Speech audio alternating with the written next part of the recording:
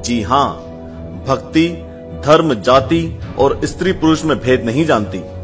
इसीलिए इस बार हम ऐसे ही एक महान कृष्ण भक्त के जीवन की 2 सच्ची घटनाएं बताने जा रहे हैं, जो धर्म से तो मुस्लिम थे, लेकिन उनमें हरि भक्ति ऐसी थी जो बड़े बड़े ऋषि मुनियों में भी दुर्लभ थी। आज के बांग्लादेश के यशोहर जिले में एक छोटा सा गांव बूड़न था।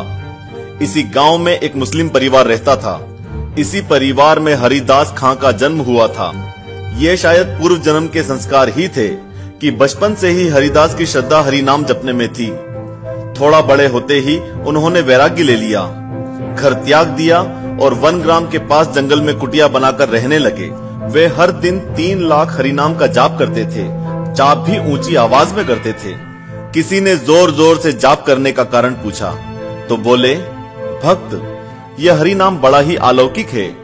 इसको सुनने मात्र से भी प्राणी को इस नरक से मुक्ति मिल जाती है। मैं इसी कारण इसका जाप ऊंचे स्वर में करता हूँ कि इस निर्जन वन में जितने भी जीव जंतु हैं, वातावरण में जितने भी ना दिखाई देने वाले कीट पतंगे हैं, सब इसको सुने और भव सागर से पार हो जाएं। उनकी ख्याति बढ़ती ही जा रही थी। उनकी ख्याति से कुछ लोग चिढ़ते भी थे, जिनमें रामचंद्र खां नाम का एक जमींदार था। उसने उनकी साधना और कीर्ति को नष्ट करने की साजिश रची और एक वेश्या को धन का लालच दिया। वेश्या तो धन की दीवानी थी ही, उसने तुरंत हाँ कर दी। रूप और सौंदर्य की साक्षात मूर्ति उस वेश्या ने श्रृंगार किया और रात के समय हरिदास जी की कुटिया में पहुंच गई। लेकिन वह तो भगवान की आराधना में लीन थे। उनका मनोहर रूप देखकर वेश्या उन पर मुग्ध हो गई। एक तो उसका उद्देश्य भी ऐसा ही था, दूसरे हरिदास जी की तेजस्वी मुख मुद्रा से उसके मन में काम का विकार आ गया। वह निर्लज्ज होकर निर्वस्त्र हो गई और रात भर हरिदास जी की समाधि भंग करने का प्रयास करती रही, लेकिन सफल न हो सकी। सुबह होने पर उसने अपने कपड़े पहने और चलने को तैयार हुई तो हरिदास जी की आंखें खुली और वे बोले, हे देवी, क्षमा चाहता हूँ, समाधि में होने के कारण मैं आपसे बातें नहीं कर सका। आप किस प्रयोजन से आई थी? लेकिन वह बिना कुछ बोले मुस्कुराकर चली गई। 3 रात लगातार वह अपनी कोशिशों में असफल रही। हरिदास जी तो अपने तप से नहीं डिगे, लेकिन उस वेश्या के कानों में लगातार हरि नाम की आवाज गूंजने से उसका अंतःकरण शुद्ध हो गया था। हरिदास जी भगवत भजन में इतने लीन थे कि उनकी आंखों से आंसुओं की धारा बह रही थी। वेश्या को आत्मग्लानि हो उठी।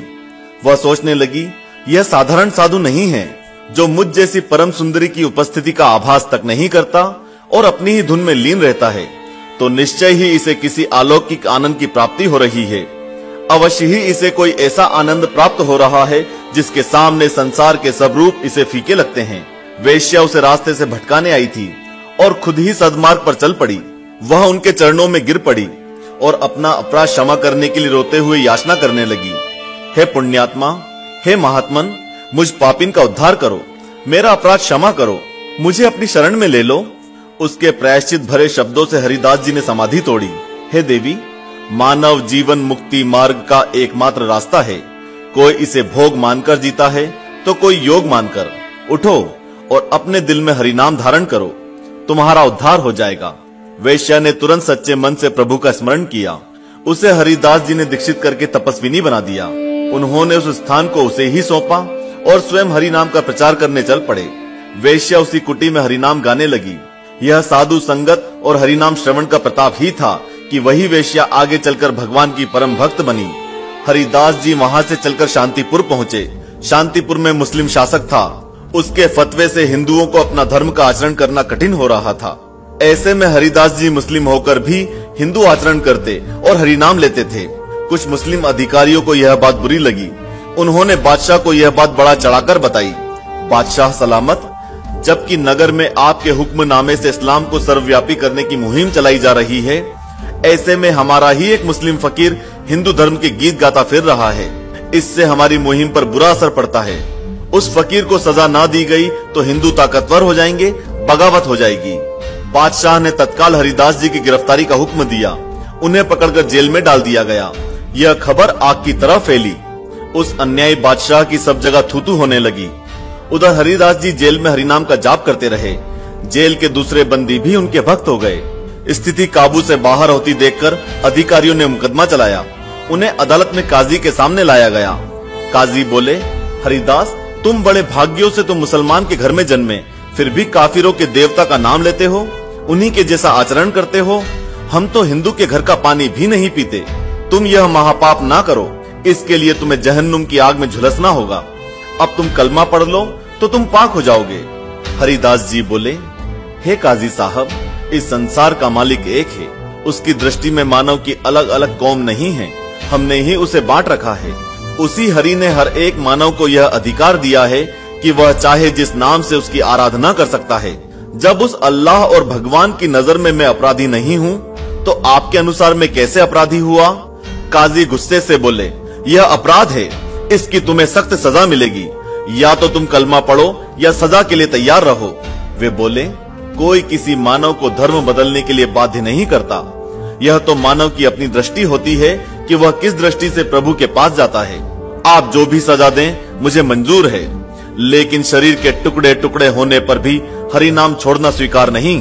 उन्हें यह कहते हुए सजा सुना दी गई कि यह काफिर है, इसे इसके गुनाह के लिए 22 बाजारों में घुमाया जाए और इसे इतने बेत लगाए जाएं कि इसकी सांसें इसका साथ छोड़ दें। हुक्म की तामील हुई। हरिदास जी को घुमाते हुए बाजारों में बेत लगाए जाने लगे। हरि नाम में लीन उन्होंने अपने प्राण को केंद्र में स्थिर कर लिया। बेतों की मार से उनके मुंह से उफ तक ना निकली। मारने वाले थक गए, लेकिन वे अडिग रहे। चूंकि उन्होंने अपने प्राण केंद्र में स्थिर किए थे, इसलिए सिपाहियों ने उन्हें मरा हुआ जानकर गंगा में फेंक दिया। लेकिन जिसके जीवन की डोरी स्वयं जगन्नाथ ने पकड़ी है, उसे कौन मार सकता है? वे भी चेतन होकर जीवित गंगा से बाहर निकल आए। अधिकारियों ने जब यह सुना तो भयभीत होकर हरिदास जी के चरण पकड़ लिए और क्षमा याचना करने लगे। साधु तो क्षमाशील होते हैं। उसी समय कृष्ण रूप स्वामी चैतन्य महाप्रभु नवद्वीप में हरि नाम की पावन सुधा बरसा रहे थे। हरिदास जी भी वहीं पहुंच गए और महाप्रभु के सानिध्य में हरि नाम लेते रहे। फिर महाप्रभु की आज्ञा से वे एक अन्य सन्यासी नित्यानंद जी के साथ नगर भर में हरि कीर्तन करते हुए घूमने लगे। फिर वे पुरी में आ गए और वहीं कुटिया बनाकर जीवन भर रहे। हरिदास यवन ने हरि नाम के भक्तों की संख्या असंख्य कर दी थी। कितने ही उनके शिष्य थे। वह उन भगवत भक्तों में से एक थे जो अपने साथ साथ पूरी मानव जाति के उद्धार में लगे रहे और अपने दुश्मनों को भी हरि नाम की दीक्षा दी। देखा दोस्तों आपने कि हरि नाम की कितनी महिमा है। वो कहते हैं ना, हरि अनंत हरि कथा अनंत।